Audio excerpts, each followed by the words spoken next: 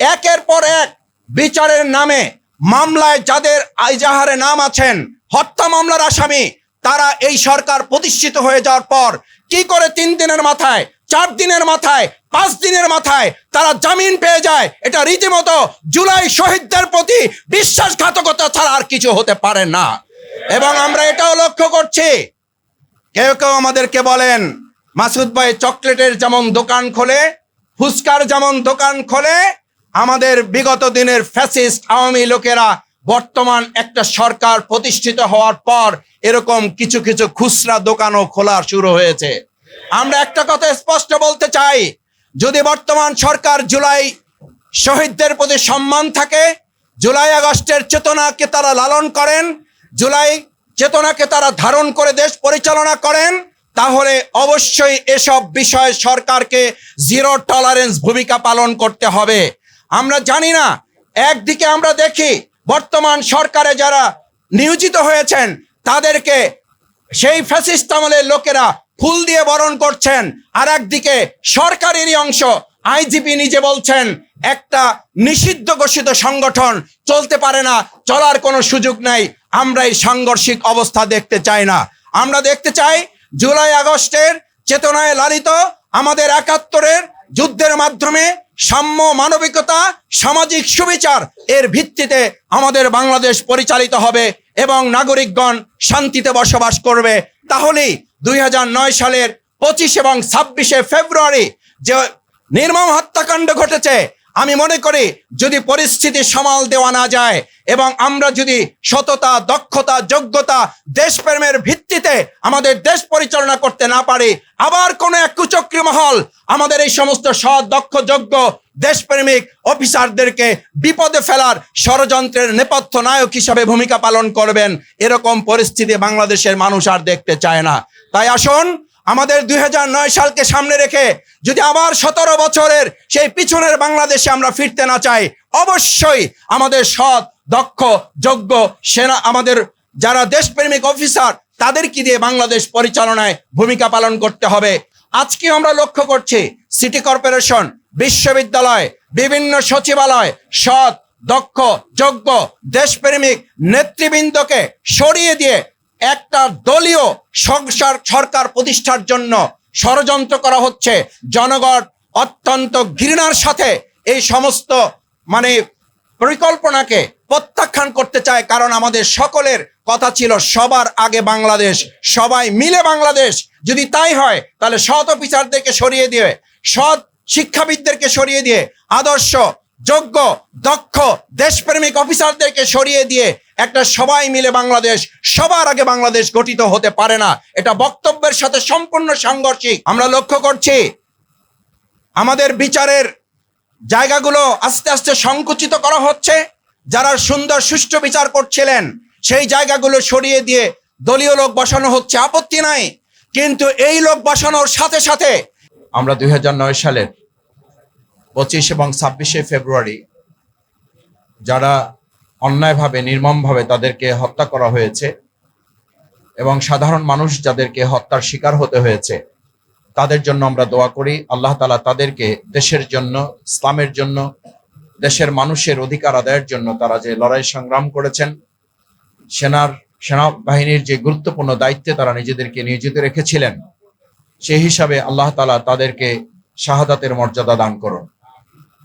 তাদের পরিবারের সদস্যবৃন্দ যে নির্মমতার সাক্ষী হয়েছেন এবং এখনো পর্যন্ত আমরা সেই সমস্ত পরিবারগুলোর সাথে যোগাযোগ করলে জানতে পারি পরিবারের কোনো কোনো সদস্য এখনো মানসিক ভারসাম্যহীন অবস্থায় জীবনযাপন করছেন। এমন অনেকে কেউ আছেন যারা হাসপাতালে এখনো চিকিৎসা গ্রহণ করছেন মানসিকভাবে নিজেদেরকে সুস্থ রাখার জন্য। এমন অনেকে আছেন যারা এই দেশের প্রতি তাদের আস্থা এবং বিশ্বাস, ভালোবাসা হারিয়ে বিদেশে অবস্থান করার সিদ্ধান্ত নিয়েছেন। এত নির্মমতা, এত নিষ্ঠুরতা, আমাদের দেশ স্বাধীনকালে এত অফিসারকে হত্যা করা হয় নাই যা হত্যাকাণ্ডের শিকার হতে হয়েছে 2009 সালের 25 এবং 26 ফেব্রুয়ারি। কেন হয়েছে? কারা করেছে? আমরা লক্ষ্য করেছি বিগত 4.5 বছর আমি জেলখানায় থাকার সুযোগ পেয়েছি, আমাদের সম্মানিত নেতৃবৃন্দ জেলখানায় থাকার সুযোগ হয়েছে। আমরা সেখানে দেখেছি বিডিআর ভাইদেরকে গ্রেপ্তার করে রাখা হয়েছে, তাদের বিচার চলমান আছে, নিশ্চয়ই বিচার চলবে। যারা অপরাধ করেছে, অপরাধ আইডেন্টিফাই করে চিহ্নিত করে তাদের বিচার করা হোক। কিন্তু আমরা এটাও জেনেছি, কারো কারোর সাথে কথা বলে আমাদের কাছে মনে হয়েছে শুধুমাত্র বিচারের নামে বহু বিডিআর সদস্যদেরকে মাসের পর মাস, বছরের পর বছর অন্যায়ভাবে বিচার সম্পন্ন না করে তাদের পরিবারগুলোকেও এবং ব্যক্তিদেরকেও, বিডিআরদেরকেও ধ্বংস করে দেওয়ার আর একটা চক্রান্ত করা হয়েছে বলে তাদের সাথে কথা বলে আমাদের কাছে মনে হয়েছে। আমরা মনে করি 2009 সালের এক ঢিলে কয়েকটি পাখি মারা হয়েছে। প্রথমত, সেদিন 9 সালে এই হত্যাকাণ্ডের মধ্য দিয়ে 2014 সাল, 2018 সাল, 2024 সালের রাত্রিকালীন ভোট, আমি এবং ডামির ভোট এবং জনগণহীন এক ভোট সম্পন্ন করার জন্য দেশপ্রেমিক সেনাবাহিনীর সদস্যদেরকে হত্যাকাণ্ডের মাধ্যমে তারা তা সম্পন্ন করতে চেয়েছিলেন এবং কিছু কিছু ক্ষেত্রে তারা সফলও হয়েছিলেন। সম্মানিত সুধীমণ্ডলী, সাংবাদিক বন্ধুগণ, আমরা প্রতিহিংসা চাই না, কিন্তু আমরা সমঝোতাও চাই না। কিন্তু আমরা লক্ষ্য করছি বিচারের নামে কোনো কোনো ক্ষেত্রে প্রতিহিংসার রাজনীতি করা হচ্ছে, আবার কোনো কোনো ক্ষেত্রে পছন্দ মতো সমঝোতারও একটা রাস্তা বের করার চেষ্টা দেশি বিদেশি ষড়যন্ত্রের মাধ্যমে কেউ কেউ বাস্তবায়ন করছেন। আমাদের কথা পরিষ্কার, নো সমঝোতা, সমঝোতার কোনো আপোষের কোনো বিষয় নেই। আবার একই সাথে প্রতিহিংসা পরায়ণ হয়ে নির্দোষ কোনো ব্যক্তিকে বিচারের আওতায় নিয়ে এসে অন্যায়ভাবে তার প্রতি বিচার প্রয়োগ করাটাও এই 2009 সালের 25 এবং 26শে ফেব্রুয়ারি ঘটনায় সংগঠিত হতে পারে না।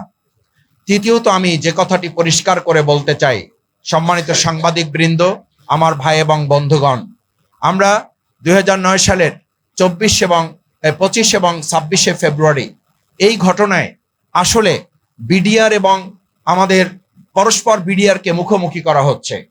এটি কোনো কোনো অংশে যদি সত্য হয়ে থাকে, প্রতিবেদন সরকার গঠন করেছিল, তারা সেদিন তাদের পক্ষ থেকে কমিটি নির্ধারণ করেছিল, কিন্তু এটা তো সত্য যে এই বিডিআরদেরকে কোনো একটা জায়গা থেকে তাদেরকে উস্কানি দিয়ে তাদের নেপথ্যে থেকে সেই সময় যারা ভূমিকা পালন করেছেন, কুশীলব হিসাবে যারা কাজ করেছেন, নেপথ্যে থেকে যারা ভূমিকা পালন করেছেন, সেই সময়ের তৎকালীন প্রধানমন্ত্রী শেখ হাসিনা কোনোভাবেই এই দায় এড়াতে পারেন না।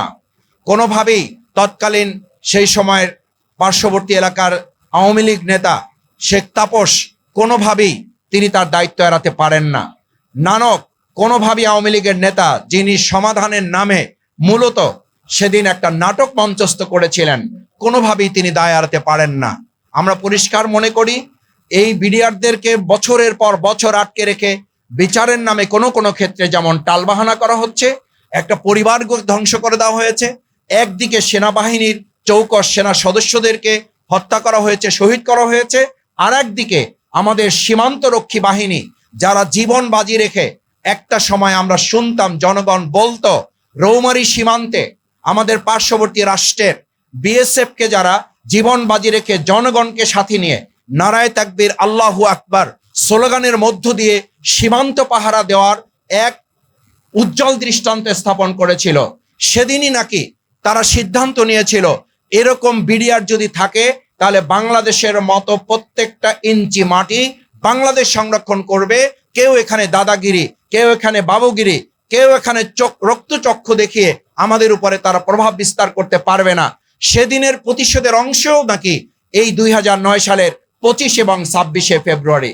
আমরা একটা কথা পরিষ্কার বলতে চাই, আমাদের এই বাংলাদেশের বর্তমান 2024-এর জুলাই আগস্টের তরুণ যুবক ছাত্র জনতা সমস্ত মানুষ রাস্তায় নেমে ঘোষণা দিয়েছিল দিল্লি না ঢাকা, ঢাকা ঢাকা। সুতরাং এই প্রশ্নে আমরা পরিষ্কার বলতে চাই, শুধু একটা রাষ্ট্র নয়, আমাদের বাংলাদেশের বাইরে আমাদের সব বন্ধু থাকবে, আমাদের কোনো প্রভু থাকবে, এরকম বাংলাদেশ যেন আর কেউ কল্পনা না করেন। সুতরাং সেই জায়গায় 2009 সালের 25 এবং 26শে ফেব্রুয়ারি যাদেরকে হত্যা করা হয়েছে, আমরা আশা করি বর্তমান অধিষ্ঠিত সরকার এই ব্যাপারে অগ্রাধিকার ভিত্তিতে যত হত্যাকাণ্ড হয়েছে তার মধ্যে এটা চাঞ্চল্যকর একটা হত্যাকাণ্ডই শুধু নয়, এটা বাংলাদেশের জন্য স্পর্শকাতর একটা বিচারের ব্যবস্থা। সুতরাং বর্তমান প্রধানমন্ত্রীর কথা যদি সত্য হয়ে থাকে এবং তিনি যা বলেছেন তা যদি দেশপ্রেমের জায়গা থেকে বলে থাকেন, তিনি তার শপথের জায়গা থেকে বলে থাকেন, আইনের শাসন তিনি কায়েম করবেন। যে ৩-৪টি মূল কথা তিনি বলেছেন, তার প্রথম পয়েন্ট ছিল আইনের শাসন তিনি কায়েম করবেন। আমাদের বক্তব্য পরিষ্কার, আমরা দেখতে চাই এই ২০০৯ সালের ২৫ এবং ২৬শে ফেব্রুয়ারি যে নির্মম এবং নৃশংস মর্মান্তিক হত্যাকাণ্ড সংঘটিত হয়েছে, কম সময়ের ব্যবধানে এই সমস্ত সেনা অফিসারদের পরিবারকে আশ্বস্ত করতে হবে, বিচার নিশ্চিত করতে হবে। বিচারহীনতার সংস্কৃতি থেকে আমাদের বাংলাদেশকে বের করে নিয়ে আসাই হবে আইনের শাসন কায়েমের প্রথম ধাপ। আমরা আশা করব সেই ধাপ বাস্তবায়নে বর্তমান সরকারি দল তাদের এবং বর্তমান প্রধানমন্ত্রী তিনি যে প্রত্যয় ব্যক্ত করেছেন সেটি তিনি বাস্তবায়ন করবেন। সবশেষ আমি সম্মানিত সুধীমণ্ডলী ভাই এবং বন্ধুগণকে বলতে চাই, আমরা সেদিন লক্ষ্য করেছি মেধাবী, যোগ্য, সৎ, চৌকস নেতৃবৃন্দকে দেখে দেখে তাদেরকে হত্যা করার মধ্য দিয়ে বাংলাদেশকে একটা মেরুদণ্ডহীন বাংলাদেশে পরিণত করার ষড়যন্ত্র করা হয়েছিল।